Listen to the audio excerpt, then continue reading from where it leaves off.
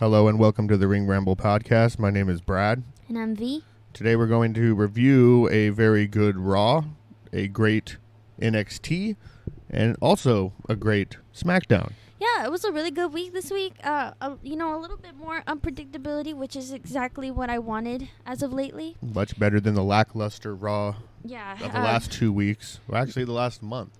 Well, yeah, the last month Raw shows have been pretty terrible. Pretty bad. Pretty much the same thing going on. This Raw was better, but it still was the lesser of the shows this week, I would say.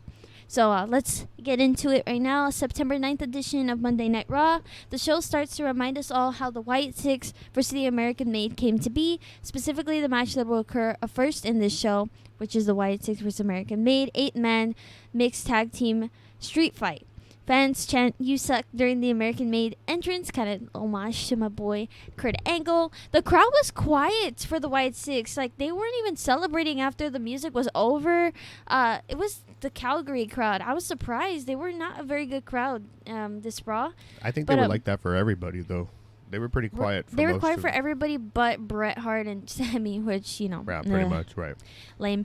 Uncle Howdy basically watches on as the Wyatt Six maintain their dominance until eventually the Wyatt Six get... they do get the upper hand. Slamming...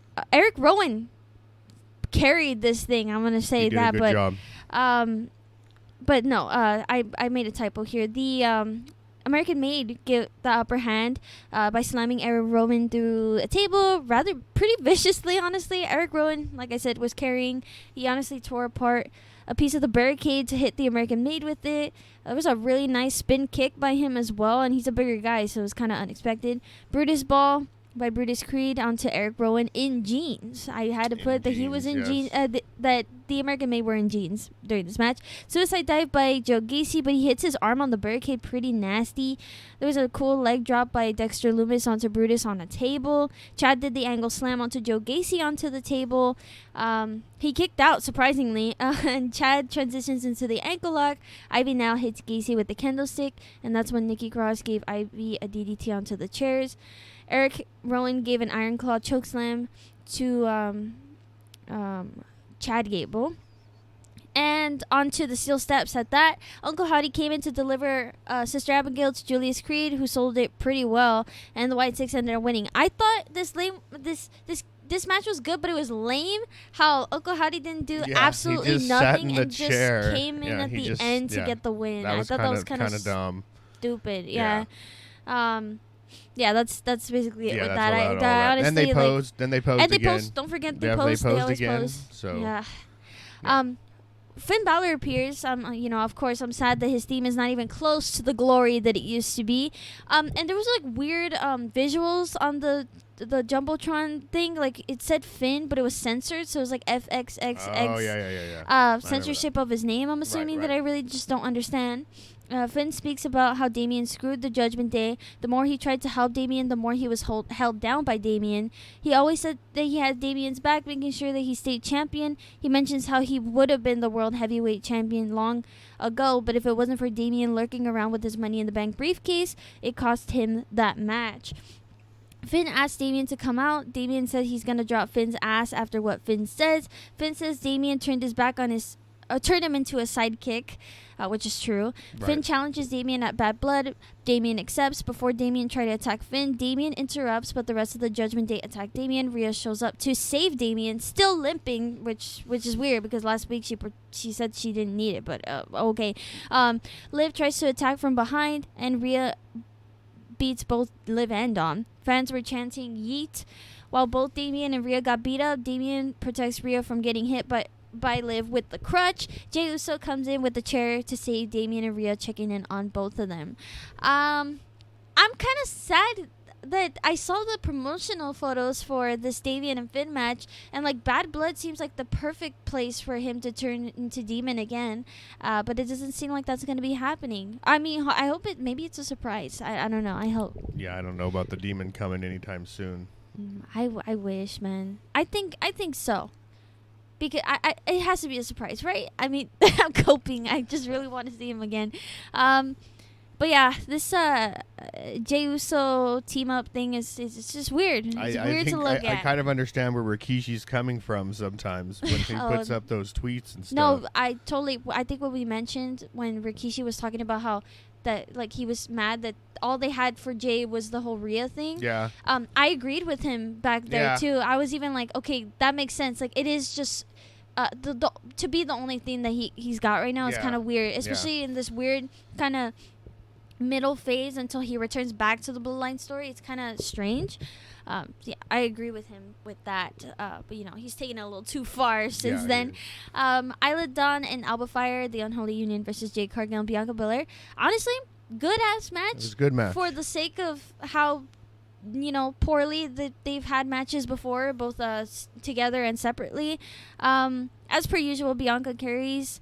There was definitely an improvement with both teams, at least as far as this match went. I mean, the previous match that they had at the, what was it, when they won the titles at the Bash in Berlin. Yeah.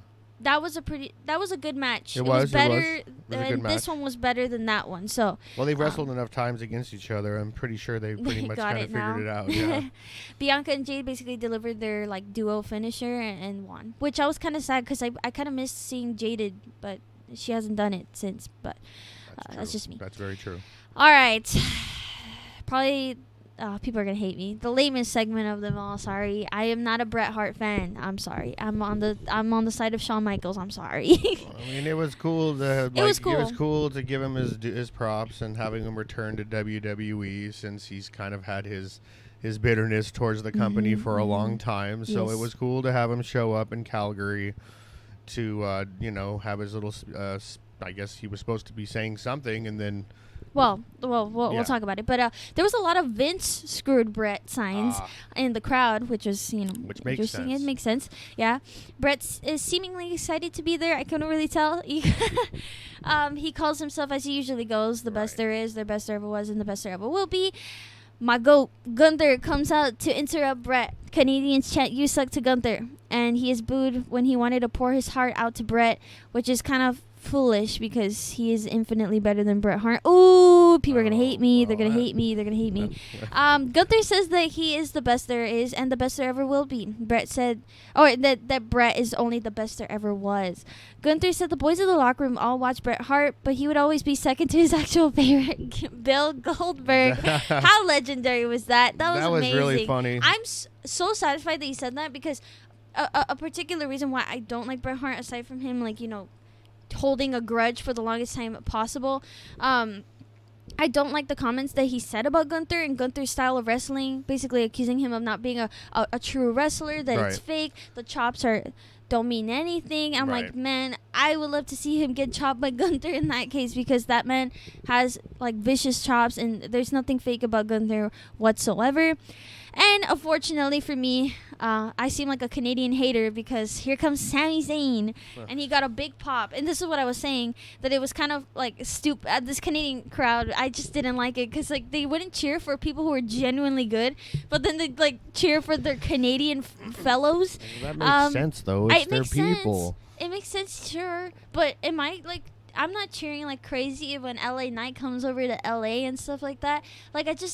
I don't get it. Just because he's from your hometown doesn't mean anything. But Bret Hart more so than Sammy, because Bret Hart, older generation coming as a Canadian with a very famous Canadian family, the Hart Foundation, that whole thing. I can understand that. But Sammy, nah. You just don't like Sami Zayn. I just don't like Sami Zayn. Yeah, I would give the pop to Kevin between the two. But Sammy says that Gunther's got a lot of nerve for speaking to Bret this way. Sammy says that Bret is a hero to him, glazing the shit out of Bret Hart, might I say. Sammy says Gunther ran away scared about Sammy's challenge. Sammy says to prove that if he is the best there is and best there ever will be. Sammy asks Gunther again for a fight for this title. Gunther tells Sammy that Bret is not in his league and that Sammy's even farther from being in the league with Bret. Bret says Gunther is a coward. And Gunther and Sammy face off, and of course, because he's Canadian, in Canada, Sammy gets the upper hand over Gunther. Lame as frick. I'm sorry. This is lame. It's just, again, just going through it. I get it. I mean, they're just waiting until Ilya Dragunov gets to a point. Oh, right. Yeah, and he's definitely the one who's taking... that's basically when you'll see that the Gunther championship will be in a different way. Yeah, there's no way Sammy's beating him. Yeah. And I doubt anybody really wants to see him I think they're just they're just again. waiting. They're waiting to build some people up for them to have some matches with Gunther. That's what's going on right now. Yeah. For sure. And you got to have another Sami Zayn and Gunther match, especially this time it's the World Championship. Sami has still not won that championship. Stop tapping that because you're making noise. Oh, sorry. Dude, look at it spiking. I saw that. Oh my god. Okay, Drew McIntyre comes out. Fans chant CM Punk. Drew joins in on chanting CM Punk. Drew says that his name being chanted, CM Punk's name being chanted, is in memory of him beating him. Drew says that he has been screwed 3 times this year by Punk. Touching 4 corners in a row during a strap match is nothing special and does not warrant CM Punk getting a title shot against Gunther. Drew says he's got bad news for Wade Barrett. He reminisces how they both did everything together as friends for the past 2 decades. But why did Wade step in Drew's way last week? Drew said that he will do something about it if Wade does it again. Adam Pearce tells Drew that Drew doesn't actually want to fight Wade and that he has news for him. He spoke to Punk, and Punk says that he's not done with Drew. Drew doesn't believe him for a second because of what he did to Punk last week. CM Punk versus Drew McIntyre one more time at Bad Blood was announced, and it will be a Hell in a Cell match. Drew looks very angry because Drew has lost every Hell in a Cell he's been a part of. Hopefully Drew wins. I say this every time. It just needs to end it in some way, and I guess this makes the most sense to go this and route. There's no bracelet to go after. That's true. At this point. Oh, speaking of bracelet, what's up with the WWE shot swiftly posting and then taking away their merch drop for the CM Punk, Larry, and AJ bracelet? I mean, that's just so strange. Weird. How do you describe to someone if you bought that bracelet for $10, by the way? I mean, Punk got that for free, and that literally beads cost less than that.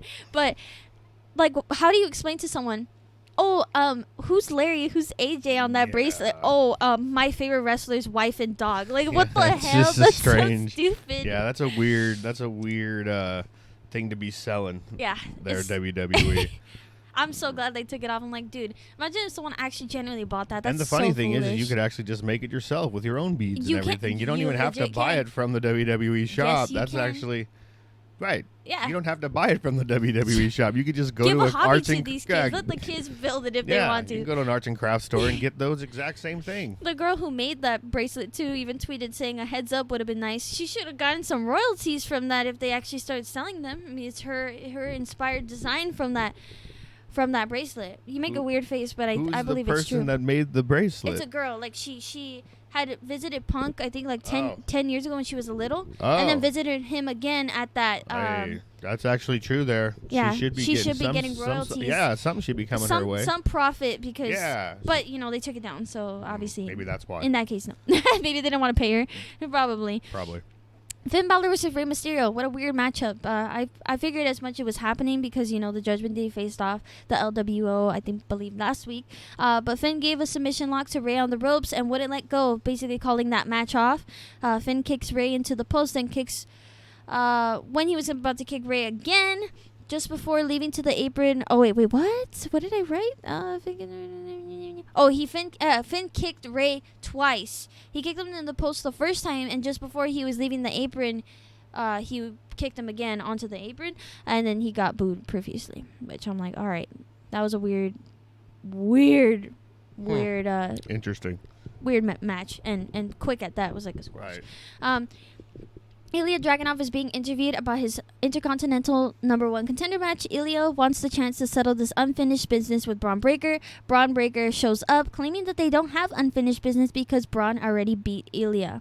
Jay shows up and makes his way to the ring, and the crowd goes mild as they did with the yeet hands were happening, but no cheering. Not really interested at all. That's actually the thing that gets the crowd hyped. Audio issue. I mean, maybe it was an audio issue, but they were not hyped for anybody. But like I said, Brett and Sammy, and they're supposed to be going to Warzone, Survivor Series Warzone. It's supposed to be in Canada, and if that's how the crowd's acting. War Games. Yes, you always call it Warzone. Oh, sorry, War Games. Yes. Yeah, I'm wondering how that's gonna go. But Ilya's next to arrive, and then Pete Dunne, and then next, finally Braun Strowman. Why are my picks getting beat up? Like the whole time, Pete and Ilya were the ones getting the worst of it. Pete versus Ilya in the ring at some point, which was awesome. Yep, very Braun good. carries Pete basically like nothing, just throwing him like nothing. They didn't even say the Constantine special at some point. He did the Constantine special and I yelled it, and all I heard was Lariat, and I'm like, what the fuck? So I should be the announce guy, and I feel like Joe Tessitore's a little scared every time Ilya Dragunov's next to fight because of that mess up. Yeah, he's last not getting week. the names right. That's for sure. Not at all. Braun does his little run around the ring. Bronson Reed splashes Braun on top of the announce desk, taking out Braun completely. Yes, it was. And Ilya and Jay are left in the ring. Bunch of chops by Ilya. Jay spears Ilya, but Pete stops Jay from pinning, attempting to take the pin himself. Pete and Ilya are left in the ring. Heck yeah, I put on the note. Right. And Ilya gives a powerbomb and H-bomb combo to Pete Dunne. Unfortunately, Jay kicks Ilya during the pin and takes the win using the Uso splash. Braun Breaker shows up to intimidate Jay Uso. We knew this was happening. So was was it Pete Dunne that he splashed on? Yes. So once again, Ilya did not lose. They didn't pin him, which shows that they actually are really, really have plans for him. They were still wanting to push that momentum. He's not losing. Nah. He's not taking the pin. And I hope it stays that way for a while, so, at least. I feel like the first person to beat him should be Braun or Gunther. I'd probably say Gunther. I know you're going to sure. say Gunther, I don't know about that. But they have, I think because they're on the... I think Braun Breaker would be fair to say because Braun Breaker was one of the guys who have defeated Gunther. Right. So he is on that caliber of Gunther. I understand that. To beat I understand him. that. Yeah. So yeah, that was the end of that Raw. Well, once again, there's a. What? Once again, Jey Uso is on winning. His way. Yeah. Are you happy now, Rikishi? I mean, I don't really think he is. I don't think he's actually going to be able to. I don't think no, he's not going to win that match. No, I think it's going to be some sort of no. interference going on, to be honest. He's not going to win that match. He's not winning. Yeah. This is a build for Ilya Dragunov to get that title, and I think potentially to join the Imperium at some point. Wow. I think he's going to join the Imperium. Wow. And then he'll lose that title, or Gunther will lose his title, and then maybe there'll be some tension of sorts where Ludwig would try to get maybe one of their titles or something like that. Maybe something happens, and then eventually that will lead into a rivalry between Gunther and Ilya, which will take 3 matches, and I'm calling it for 3 different pay-per-views. Wow. Where Ilya will finally defeat him on the third one. That will be interesting. And that's my theory. Okay. Remember that, everybody. Yeah, remember that. All right, matches not mentioned. Not a match, but WWE announced that Liv Morgan and Rhea will face each other at Bad Blood for the Women's World Championship title. Dominic Mysterio versus Dragon Lee. Oh, yeah. Oh my God, I'm getting so confused. Okay, so these are matches that happened that we didn't mention. Oh. Whoa, I lost my train of thought so bad. Well, anyways, like I said, Liv Morgan, Rhea Ripley for Bad Blood for the Women's World Championship title. Dominic Mysterio defended against Dragon Lee. Lyra Valkyria and Zelina Vega and Mystery Partner versus the Pure Fusion Collective, Sonya Deville, Zoe Stark, and Shayna Baszler. Dad, can you guess who the Mystery Partner is? I cannot, actually. Canada.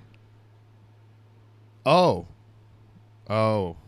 Natalia. Oh, I'm not even. Natalia. Yeah, Natalia. Great. Next week's match card includes CM Punk returning to address the Hell in a Cell match with Drew McIntyre, a World Tag Team Championship match between the Judgment Day, Finn Balor, and J.D. McDonough versus the New Day, Kofi Kingston, and Xavier Woods. Huh. Damian Priest versus Dominic Mysterio, and Bronson Reed versus Braun Strowman yet again. Hey. That would be cool. Hopefully they televise that for us. Right. All right. Next, onto the September 10th edition of NXT. More like stacked edition. What a great NXT this was. It was a really good one. Starting off very strong. Axiom and Nathan Frazier versus the Street Profits for the NXT Tag Team Championships. This was originally a match against the Rascals and Axiom and Nathan Frazier. Not the Street Profits, but due to some weird circumstances they didn't explain, they could not compete for this. So crowd was really hyped for the Street Profits, chanting "We want the smoke" and also "Welcome back." Right. cool suplex combo by the Street Profits. There was like this push by Dawkins onto Montez, and Montez did the suplex onto, if I'm not mistaken, that was probably Nathan Frazier, but I'm not quite sure. Montez and Dawkins completed their cutter combo move when the Bloodline attacked the Street Profits and Axiom and Nathan Frazier. That was awesome. That was really awesome. That they showed up, and people were so shocked in the crowd. People were stoked in the crowd too to see Jacob Fatu and all the guys from the Bloodline coming in there and beating up everybody. Yeah, that was pretty cool. I'm glad. I mean, that was awesome. That definitely that was amazing. And to think that they've been hyping up this CW thing. I mean, this was such an incredible NXT. I'm like, what? Like, what do they have in store for that show? Yeah, I hope that continues. I hope that Bloodline actually kind of like comes in and tries to get the titles. That'd be sick if they were a NXT. double. Yeah, that would that would be awesome. Because if you think about it, I mean, Axiom and Nathan getting it again. For sure. It might be a transitional thing because they did have the championships for a long time. Maybe. It could be something with the Bloodline. Yeah, that's very possible. That would be very awesome. Make it happen, Sean. Yeah, that would be cool if that's what you guys are doing. Because why else would they be there? Exactly. The next match, which was the most viewed match, was the Julia versus Chelsea Green. Julia's debut match. Really good match and awesome. Really good debut. Chelsea was taking the bumps. She was. And also doing cool moves. It was really refreshing to actually see her wrestle. Right. And, by the end, Julia did her knee and completed with her finisher called the Northern Lights Bomb. Yeah, and that was the win, and that was actually the most viewed match from NXT. I'm assuming on social media. Chelsea Green actually commented saying that people weren't giving her any credit. People were just talking about Julia that debut. No, Chelsea Green did a great job. Chelsea deserves all the credit. Yeah, she does. She did a really good job. They needed somebody to come in and wrestle her Julia's debut, and it had to be someone that could take the bumps and the hard hits that Julia does. So yeah, Chelsea Green was perfect for that. For sure. That was a good job, Chelsea. Yeah, for sure. And she's great all around. I always have to say that she's great all around. Her promos are I don't know if a lot of people know this, but she used to do Lucha Underground. Yeah, she fought Pentagon Jr. Yes, she did. Which is so insane to think about. That you would never think those timelines would cross, but they do. Trick Williams was being interviewed about his last man standing match against Pete Dunne. Trick admits he's never been a part of a last man standing match. However, it won't stop him from getting a title shot against Ethan Page. Ethan Page is being interviewed. He asks people at home to take a good look at him as champion because he will remain champion even after October 1st. Ethan says Trick is chasing ghosts and he doesn't think Trick could collect lightning in a bottle twice. He's not rooting for either man. He's only rooting for himself. That was so funny. Yeah, that was funny. Are you rooting? So who are you picking? He's like, who am I picking? Me, of course. That was funny. He's great. We love Ethan Page. Yeah, he's funny. It seems that Jade Cargill and Bianca Belair will show up to the CW show on October 1st, according to a Twitter interaction with them and Shawn Michaels. So, I wonder that's interesting. I wonder how that's gonna go. I wonder who it's gonna be. Oh, now this was hype. Oba Femi versus a mystery awesome. open contender, Hammerstone of TNA. Awesome. The Dawn of NXT, Tony D'Angelo, handpicked this guy for Oba. My God, this was so cool. I wanted like a second match. He hired a gun. That's what happened. Yeah, that was really cool to see him come out. Yeah, there was a nasty drop kick by Hammerstone onto Oba's face. Yep. It was nasty. Oba tossed Hammerstone into the air, and a nice series of belly-to-belly suplexes and chokeslam by Hammerstone.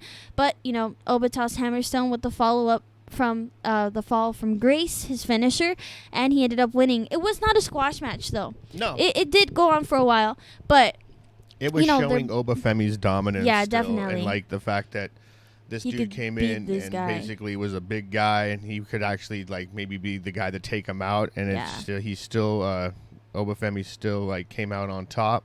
Yeah, I was so down with that. What a great crossover. This whole night had multiple crossovers. I think from the past couple of NXTs since this collaboration with TNA has started, it's usually been one, maybe two, but there was quite a lot in this show, and I loved it. I honestly hope that the Hammerstone does come back because me too. That was awesome. He's huge. He's a huge guy, and that's exactly what someone like Oba Femi needs, what NXT needs in general. And you got to be able to see his signature move.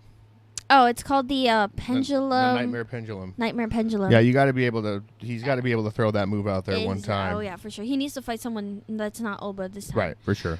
All right, Jordynne Grace is walking to the ring. This was awesome. Oh my god, Jordynne Grace was walking to the ring just before her and Julia glance at each other, and then they both walk away. I'm like, dude, I got chills. I'm like, please let this happen. It was just dream match. That's a foreshadowing moment there. Oh, for sure. That's such a dream match. That'd be so awesome.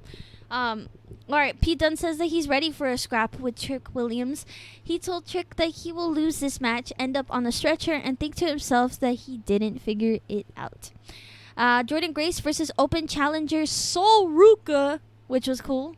That was very surprising. For the TNA Women's Knockout Championship, nice spinebuster by Jordynne Grace, a nice moonsault by Sol Ruca off the post onto Jordynne on ringside.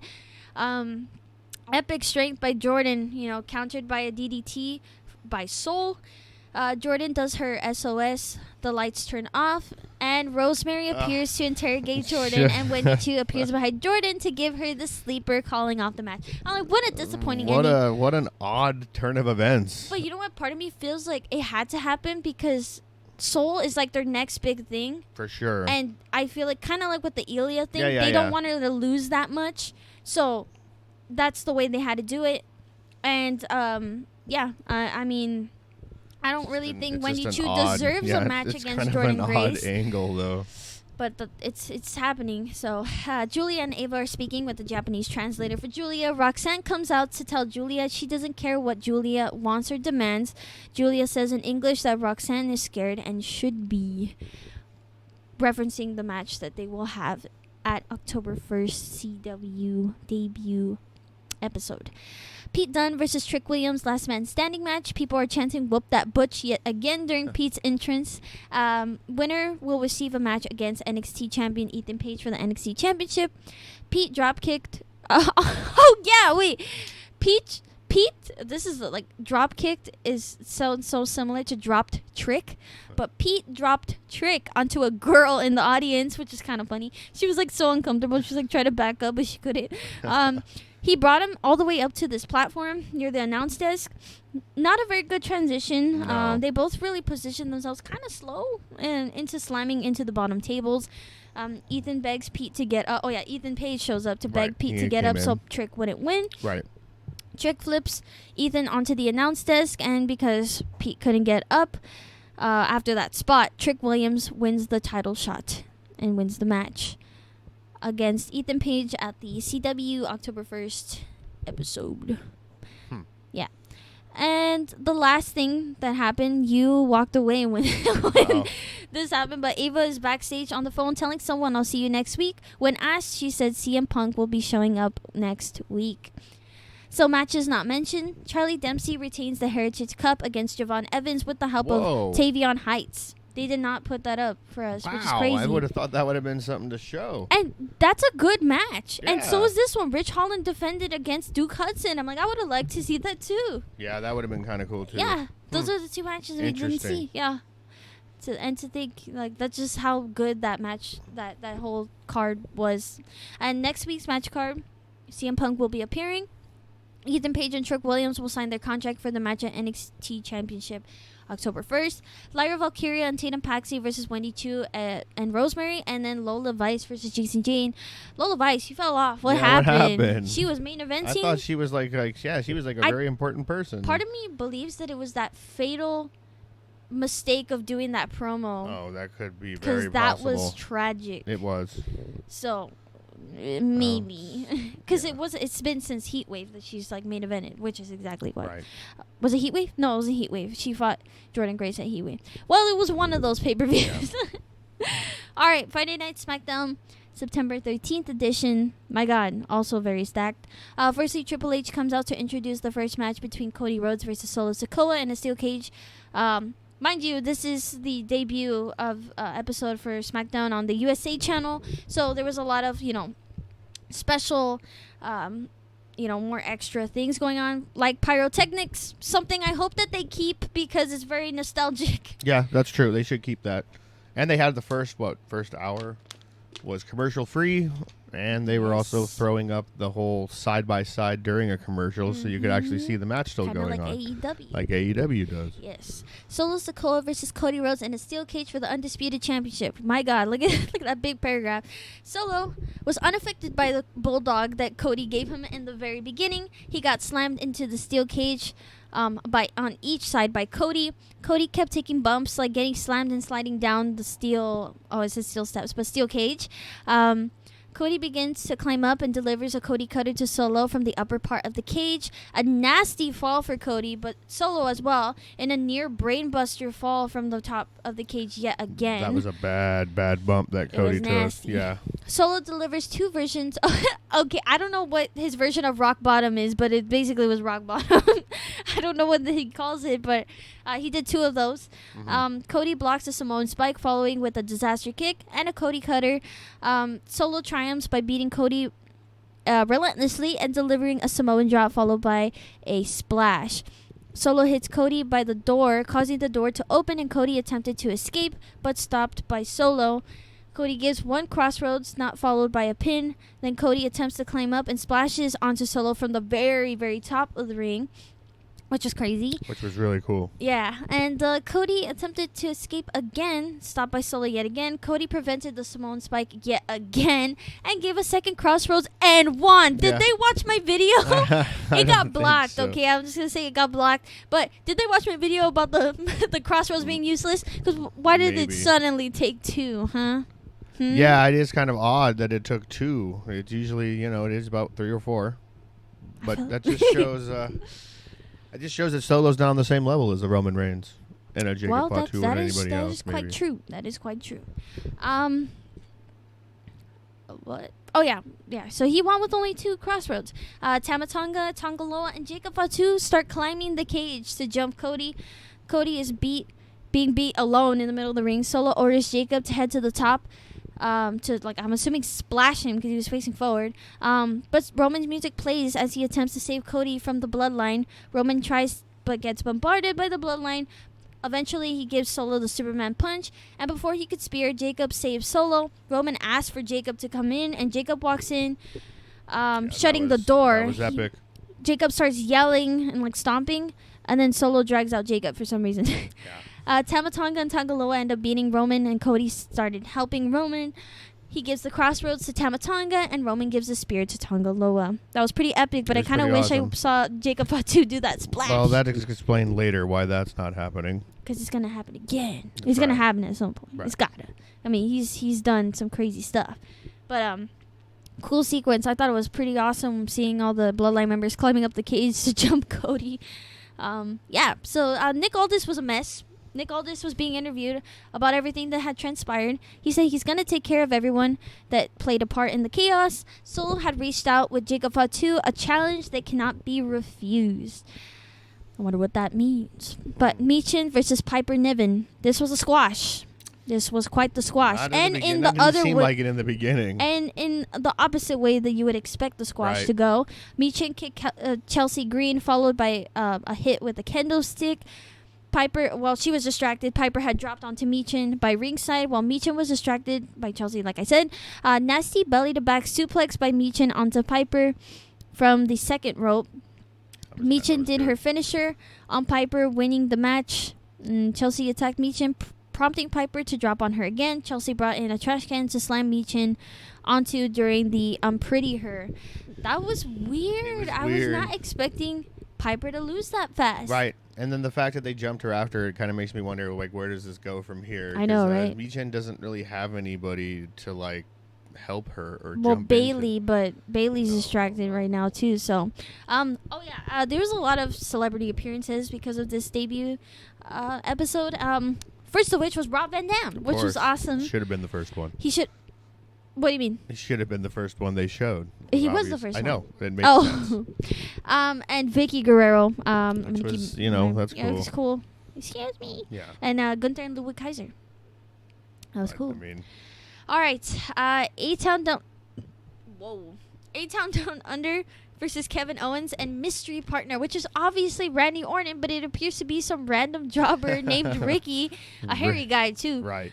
Theory and Waller start laughing, but Kevin says his actual partner couldn't make it, so this is all he's got. Fans chant for Ricky, and Stafford tells Kevin that his partner is actually here, so he stuns Ricky. Does a stunner on Ricky. And he flies out the ring. He falls out the ring. Yeah, and Randy Orton appears, as I pretty much predicted. Early on to this match, Austin and Grayson actually had the upper hand, surprisingly. They did this is when they did that half and half ad thing as AEW does, which I kind of like, but then at the same time I'm like, I don't really know. Right. Like, part of me is kind of I'm indecisive. I'm kind of how would you say it, like indifferent. There you go. Yeah. Kevin is getting beat by Theory and Waller, unable to tag Randy. Grayson and Austin mistakenly try to suplex Kevin from the top rope on their own. Kevin lands a swanton but was unable to tag Randy as Randy got attacked by Grayson. For a while he was trying to attempt the for a while he attempts the hanging hold on. Okay, this is how he ended up tagging Randy Orton. Because he was unable to tag him for so long, he exited the ring and cut a corner to come back to the ring to tag Randy. Very clever. Yeah. And nothing, I don't think I've seen that before, honestly. I haven't. Yeah. I've never seen that ever. That's actually that was the first time. It took all these years for someone to just go outside the rope, outside the ring and walk around. Randy attempts the hanging DDT on Grayson, but he was saved by Theory. Randy dropped Theory and Waller onto the announce desk separately. Both Kevin and Randy do the hanging DDT onto Grayson and Austin. They also do Randy's floor slamming routine before he does the RKO. And they do a stunner and RKO at the same time to win the match. Austin Theory sold that stunner again. Oh my god, yeah, he's really good at that. What the hell? Nick Aldis is being interviewed about his interview with the Bloodline and their challenge for the tag team match at Bad Blood. Solo Sikoa and Jacob Fatu versus Roman and Cody. Solo and Jacob signed the contract for this match. Cody cuts in to say that the Bloodline is Roman Reigns' problem and that he has no intention of signing this contract. More celebrities that were in there: Sharmell and Booker T, Sheamus, and Michael Hayes of the Fabulous Freebirds. It was nice to see Michael Hayes. He looks almost the same. He does. He doesn't look like he's aged at all. No. Like, he looks old, but he always looked old. Same. No, he looks exactly the same as when he was with the Freebirds. That's for sure. So, Nia Jax, she spoke about how it's only been a year ago. Oh, she's in the middle of the ring, by the way. It's only been a year since she had returned, and she won the Easy Queen of the Ring tournament and the WWE's Women's Championship, which was also even easier, she said. Everyone in the women's locker room fears her. Nick Aldis told Nia that she will have a match at Bad Blood. She doesn't know who yet, and she doesn't care who it is because she will annihilate them. And Bayley appears to tell Nia that she deserves credit for the best year of her career, but she also wants a rematch. Nia says Bayley is in no position to demand this match. Tiffany Stratton comes out to tell Bayley she's pathetic, and just like every other woman, she begs for opportunities like a peasant. Bayley mentions that she beat Tiffany and that it was Nia's fault for Tiffany losing that match. Naomi comes out to assist Bayley, asking for a fight, but she mentions she wants a title shot since she hasn't held one in a while. Both Bayley and Naomi want the title.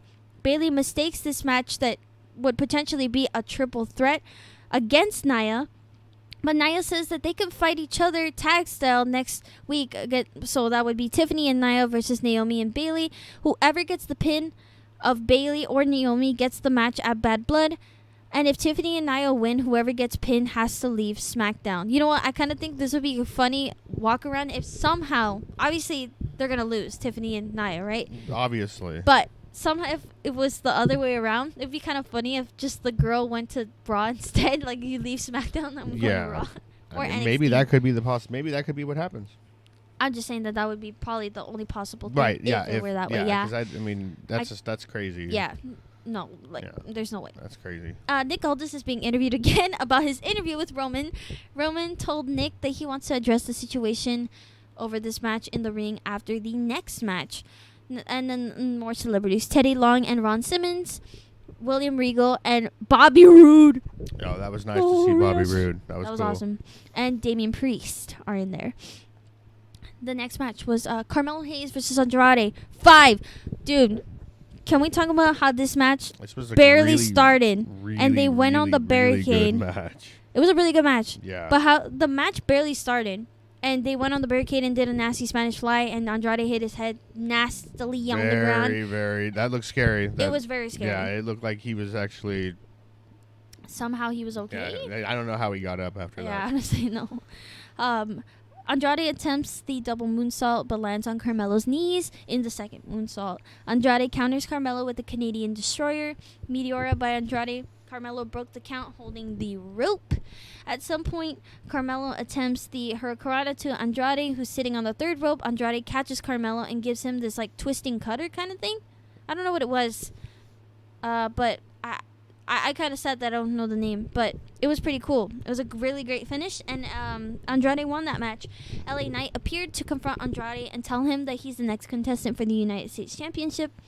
Carmelo... Oh, this is my theory, okay? I want Andrade to win. Obviously, that's not happening. But I have a feeling that Carmelo might be like, I deserve this match and try to intervene. Yeah, they could probably make it a triple threat. Maybe for Bad Blood. That makes sense. That'd be cool. That'd be awesome. I kind of think you kind of need to do it because you're not going to have best match. You're not going to have the high the high, like a lot of like aerial acrobatic kind of stuff going on like with an LA Knight and Andrade match. You kind of have to throw Carmelo in there. It would make the match a lot better. If it does happen, though, I'm thinking, like, so there's the Liv Morgan match, the Cody whatever. Oh, yeah, the Cody Roman Reigns and then the Finn Balor Damian one. Right. The CM Punk Drew McIntyre one. Right. Then Nia Jax has to have one. Which would be her against maybe Naomi and Bayley. Makes it 5. Right. Which is where the cutoff is. Yeah. But I'm hoping that maybe they reconsider and make it 6. Well, Braun Breaker has to wrestle against Jey Uso for the championship. Is it at Bad Blood? Probably, yeah. I don't know if it is. No, it should be. Is it? Oh, okay. Well, in that case, they might make it 7. Because he said it was either 5 or 7 for pay-per-views. Because isn't Gunther also wrestling at Bad Blood, too? Sami Zayn. But he hasn't accepted it, though. It's gonna he happen. will. It will happen. Jade Cargill and Bianca Belair, women's tag team champions, are being interviewed, giving an open challenge to whoever wants some. Nia and Tiffany appear to ask them what happened to Naomi. Jade and Bianca say they don't know, but Nia says if she keeps her sticking her nose in Nia's business, something bad will happen to her, so watch out. Nia tells them that they look good being champions with those titles on them, but Nia beat both women at the Queen of the Ring tournament, so she might easily beat them yet again. Roman appears to talk on the Bad Blood match challenged by Solo Sikoa and Jacob Fatu. Nick Aldis was speaking but was interrupted to hand Roman the mic after Roman viewed the contract. He claims that he doesn't need the contract, Nick Aldis, when dealing with family business, and he doesn't need the help of Cody Rhodes. Whether Roman is wearing the Ulafalo or not, he is the tribal chief and the only tribal chief. Roman started saying, "It's my ring, my WWE," and Cody comes in to interrupt. Now, BS! Dude, Hulu cut it off right there. I started freaking out because I didn't see the little box where it says like copyright. I'm like, no, it's not ending. But it ended right there. So I had to like look up online what happened. Thanks again, Hulu. Thanks, Hulu. So much for making this a great debut. Yeah. Well, that would have been shown. Cody apparently said, I don't know because I didn't see it, but he apparently said, quote, "Your WWE, it was, but it hasn't been since WrestleMania," end quote. Both men dropped their mics, seemingly about to fight. Solo's music hit, and Tama Tonga and Tonga Loa attacked Roman and Cody from behind. While Solo and Jacob Fatu made their way to the ring, Cody and Roman triumphed against Tama Tonga and Tonga Loa. Roman signed the contract, and so did Cody, ending the Smackdown. That's going to be pretty awesome. That is going to be very epic. I think that's going to be a really cool match. It's hard for me to pick, too, because, like, I like Cody. I like Roman. Solo's whatever. But I love Jacob Fatu. He's great. I have a feeling a new member is going to show up. Zilla. Hikuleo. Or Lance. Maybe. Maybe. That's insane. All right. Next week's match card will be LA Knight versus Andrade for the United States Championship. Unfortunately, on a Smackdown. Can you believe that? Well, that's what I'm saying. That's when Carmella will come in and be like, "That is my shot," and then make it a bad blood match, maybe. Yeah, maybe. Yeah. That's not fair to Andrade. No, it's not at all. WWE Women's Champion Nia Jackson, Money in the Bank Tiffany Stratton versus Bayley and Naomi. If Bayley or Naomi win, the person who gets pinned gets a shot at Bad Blood, and if Naomi or Bayley get pinned, whomever has to leave SmackDown. I said, I have this really crazy idea that something could happen here. What if, well, I don't know how that would work. Oh my God, I bet you're thinking about Charlotte Flair, aren't you? No. Oh, yeah, no. I was thinking somehow Tiffany Stratton falls on Nia Jax or something like that, and gets a pin or something. Because I guess that's what you were reading, is how that whoever wins between the two. No, between Bayley or Naomi, whoever pins Nia or Tiffany. Oh, okay. Wins. Yeah, no, that's not. Never mind. All right. Side notes. That was it for the week. Great week. Yeah, good week. Side notes for this week. The Saturday night's main event that we previously discussed before. There is a rumored color commentator, and that is Jesse Ventura. Awesome. Now add Joey Styles into the mix. That would be peak. Oh my God! Call 911. Doesn't he work for AEW?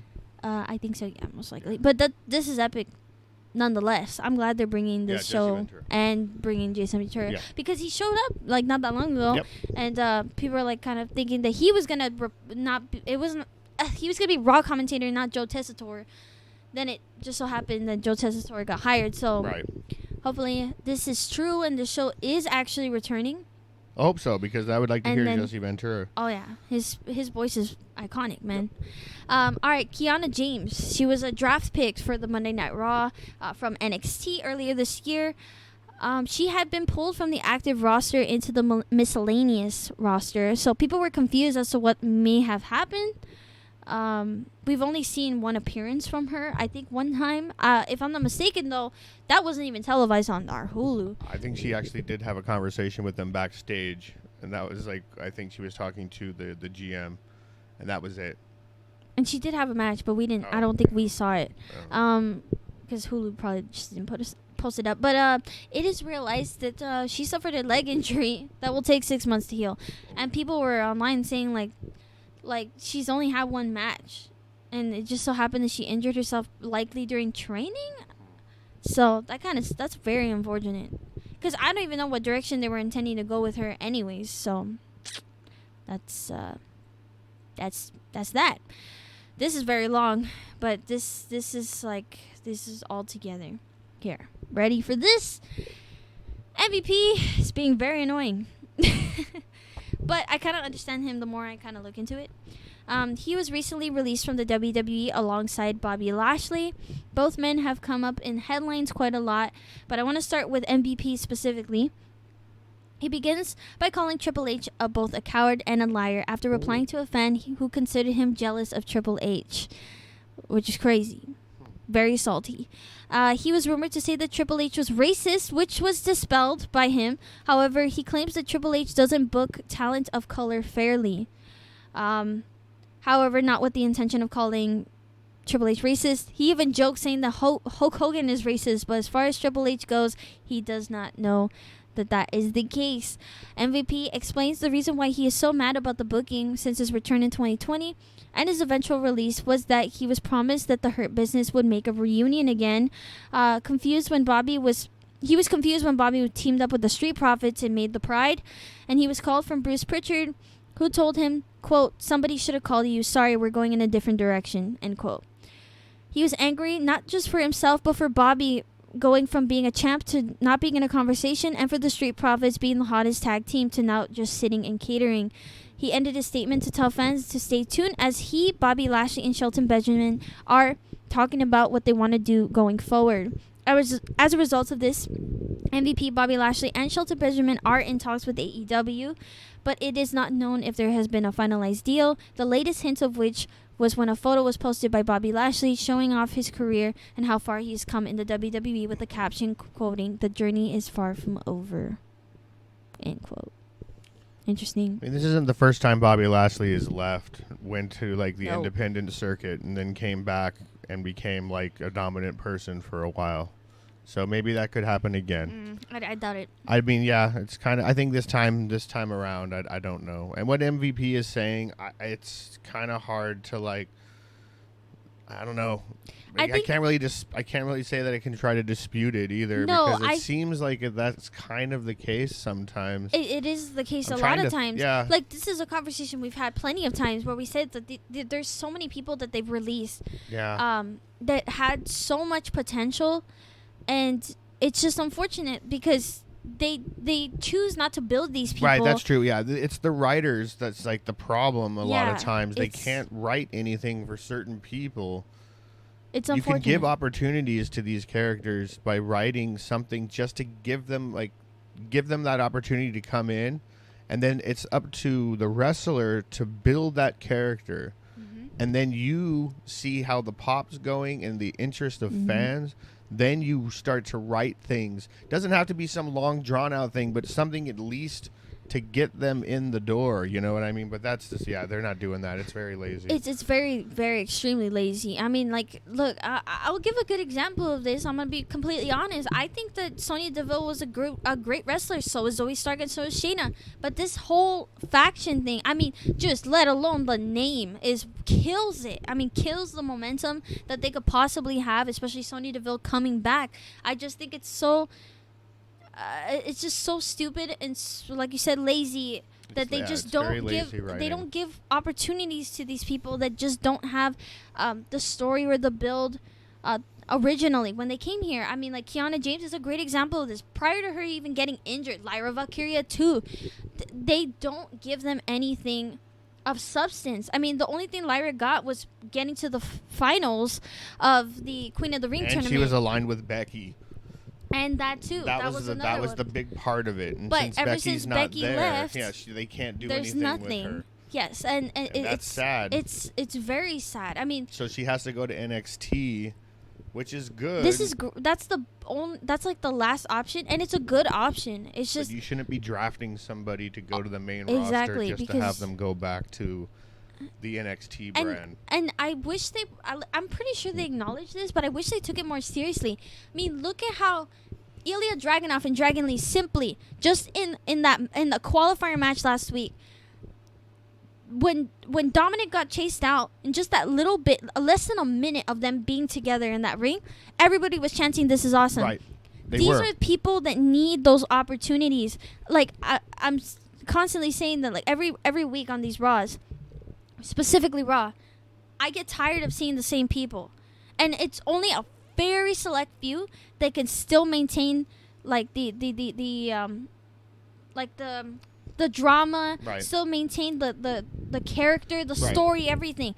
I'm gonna say one of them, even though I tend to complain about his storylines. Drew McIntyre is the perfect example of somebody who can single-handedly carry a Raw by himself, and unfortunately he does that almost every week, in my opinion. And I wish I could see more people like Ilya Dragunov, like Dragon Lee, like Apollo Crews, like Baron Corbin. Like, I'm just gonna throw them in there. These are people that I know they've been around for a long time, specifically Baron and Apollo, but they deserve their flowers too. I think that they should get more shots. I mean, I'm being honest. It's just, I think they should have moved Dragon Lee and Ilya Dragunov to SmackDown. I think because you're looking at Michin right now in SmackDown, she's having matches and and people are liking what she's doing. See, like that Michin's push right now is a good example of what they can do with people like that. They can totally do that. And Michin doesn't have to really talk or anything. She doesn't. And she has.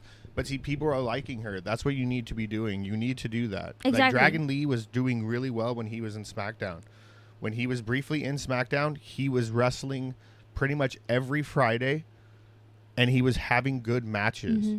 And that's what people were liking. Just because then you put him in the LWO, and it's like, yeah, you got Ray's there to mentor him and everything, but how often is LWO wrestling? Right. Not often. Right. And then when they are out there, it's just kind of like everybody's just kind of sitting there being the rally guy for like Ray, which is understandable too. But I'm pretty sure Ray's probably telling, Dragon Lee, like, look, eventually you're going to get there. It's just like, this is the way things are. And Ilya knows the same thing, but I feel like there's certain guys that are being not utilized properly, and I blame writers. I do. I completely blame them. And you know what? That is quite literally my dream job. So like when I see people, like I would love to give these people a chance. I see a lot of potential in NXT, like NXT especially, dude. Like, come on. Giovanni Vinci getting that squash, he would fit perfectly if the family came up. Like, that is just the most perfect idea. That's true. There's a phenomenal difference against NXT and the main roster. There's characters that are just so unique that are in NXT that can sustain themselves. I feel like the family, for example, if they do come up, I feel like they're going to screw them over. I don't want them to come up. That happens all the time. Look at every single person from like the golden era of NXT. Exactly. And how all of them, how many of those people are there? Ones. How many of those guys are there? None of them. Only Johnny Gargano and Tommaso, and I'd argue they're not even doing them right either. No, they're not. And that's the problem. They go there to die. Yeah. It's so unfortunate because I love Adam Cole. Adam Cole is one of my favorite wrestlers of all time. You love Aleister Black. Like, those were two guys Great that wrestler. The second they got to main roster, well, Adam Cole, not really, but the second they got there, they basically left. They're like, this is not for me. You know who's a great example of somebody who got called up like way too early? Ricochet. Ricochet got called up way too early. He was not in NXT for very long, I'll be honest. But he is acknowledged, like, literally every match that he's had has been phenomenal. Right. And part of you thinks, like, well, somebody who has that many great matches has probably been there for a long time. No, he has not. He was not in NXT for a long time. No. And he got called up way too soon, and it killed him. I'll be honest, it killed him. If they waited, he would probably still be here right now. I don't know about that, though, because his promo skills was always bad. He never had good promo skills. Well, he didn't. But I'm saying that if he was able to establish himself better, been able to not move up so quick, and then also get squashed a lot of the times, too, because, I mean, he had to fight the bigger guys. He's a smaller guy. He was best suited for NXT style of wrestling. It just shouldn't have happened. It shouldn't have. And, yeah, it's just extremely disappointing. Like, I'm going to add right here. This was a side note here. This is lazy writing right here. They wanted to call the new Judgment Day street trash, quote, street trash. Then that was postponed for a little bit. I go on the WWE shop to buy an Ilya Dragunov shirt, and look what I see. They have merch now, new merch that says Judgment Day with a garbage bin, and it says street trash on it. I'm like, why? That's a trauma film for anybody that's ever seen that movie. That's so stupid. Yeah, Terror Twins, terrible name. Yeah, they come up with what's up with the Raw names? Like, I don't know. Raw comes up with bad names. Terrible. So yeah, that's how I feel about it. It's people that are out of touch that are writing these things. That's well, the problem. If anybody's watching that watches that's like works there, please hire me. I want to give chances to these people that are smaller. Like, they deserve these chances, and that goes for people that I don't necessarily like as well. There's people that I don't really favor. Oh, and I was also gonna say too that out of everybody who did get drafted from NXT, Carmelo has gotten the best of it because he's been put up by somebody like Andrade. Sure. Out of everybody. True. That's true. Even Ilya. Out of everybody. And really quickly, just kind of give an example of like when it comes to giving somebody an opportunity, write them into something small, and let them like show what they can do. Joe Henry. Came to NXT. He manufactured himself. He came in to do that battle royal. He came in with the intro, his little turn with the grin, the point, and then he got eliminated first. So everybody was kind of like, like kind of laughing, like who the hell was this guy and everything. And they gave him that one little nudge, and his character and what he did is what made him become more popular, not only in TNA. And the indies and all. Just in general, he became more popular in TNA. He's a hustler. Of that. Yeah, he is. Like, he would make a music video for almost every opponent that he faced. But I mean, that was just an example of like what they can do with certain certain. They need people. to give freedom to these people. Give them like an opportunity, a nudge to push their character. Toni Storm, perfect example of somebody that left because she wasn't able to do what she wanted. She wanted to do that, and she could have been timeless. Toni Storm could have been in WWE. It's unfortunate. But see, remember that was Vince's era. Right. So, we're in a different era. Yeah, and I would hope that Triple H probably seeing a lot of the mistakes that Vince did, Mm-hmm. and he's going to correct them when he has the opportunity to do so. Mm-hmm. So Aleister Black, I think he will probably return because he was so. a Triple H guy. Triple H liked him. Yep. I think Triple H would try to get Adam Cole because Adam Cole was a Triple H guy. Best believe I'm going to be crying some manly tears. Yeah, so I mean, that's the thing. I'm pretty sure they know what they've done, and they're going to try to correct it. But don't damage the people you got already. Oh yeah, definitely not. We need more people. The rosters were way bigger, in my opinion, in the early 2000s, and that's why there was so many unpredictable things going on, unpredictable matches. Even though we saw the same people, it was still entertaining, and I feel like these surprises that are to come are gonna just get better, because I'm already seeing it now. I mean, this past Smackdown, I know it was a debut thing, so it was like a little more extra, but it was promising just how different it became. And Smackdown has become consistent. It's usually pretty good. But and Raw's starting to get better, so that says something. Yeah. Well, speaking of somebody who I believe this was the Vince era in which he left, Matt Riddle suggests that the chance of him returning to the WWE is very extremely high. That would be good. He referenced CM Punk returning, who had previously filed a lawsuit against WWE, talking smack about the company for a whole decade. If CM Punk can do that, then the door may be open for Matt Riddle. I mean, he acknowledges he wasn't easy to work with, and if they don't want him, he would be okay with it. So does that mean he's basically going to come in with a better attitude? I hope so. I mean, put him on SmackDown, though, because... well, no, because that's where Roman Reigns is. Oh, but you can't put him on Raw either. That's where Seth Rollins is. That's what I'm saying. I mean, well, he's got a lot of enemies. You guys got to look at what's best for business, and Matt Riddle was good for business, personally. So plus, if you go on SmackDown, he reformed the RK Bro. Well, yeah, but I mean, I don't think Roman Reigns is really going to care much if Matt Riddle was there. Seth Rollins probably would, though. Seth Rollins would. Yeah. Yeah. So, yeah, that's all our side notes. Sorry for that tangent, but we're passionate about these little guys. They need to do... this will help. This helps in the long run. Yep. And it builds new characters. Yep. And you know, when we returned to watching wrestling, we did not watch NXT until a little while later.